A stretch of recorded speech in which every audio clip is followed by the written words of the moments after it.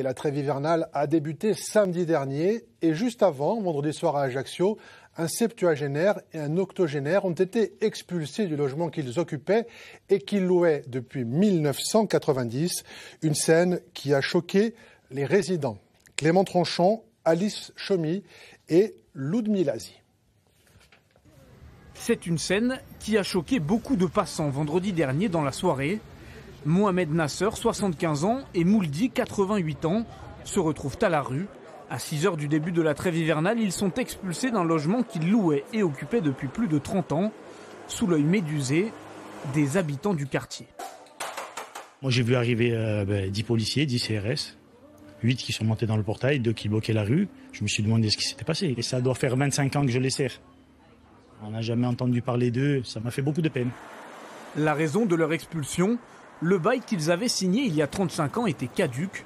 Ils versaient un loyer de 300 € à un marchand de sommeil, Joël Desplats, injoignable et introuvable depuis 2017. La copropriété a fait requalifier le logement qu'ils occupaient pour en faire des parties communes. En l'absence de propriétaires et de bail, le syndicat de copropriété a pu obtenir leur expulsion auprès du tribunal d'Ajaccio afin de récupérer les 50 mètres carrés occupés depuis 1990 par ces retraités. L'avocate des locataires ne comprend cependant pas le timing de cette expulsion. Ses clients avaient pris acte de la décision et étaient en pleine procédure d'attribution d'un logement social. On aurait pu attendre l'attribution d'un logement social avant de procéder de cette manière.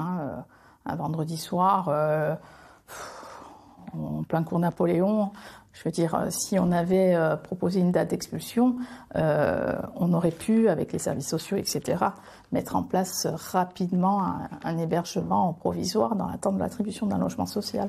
Contacté, l'agence Century 21, qui a demandé l'expulsion pour le compte de la copropriété, n'a pas souhaité s'exprimer.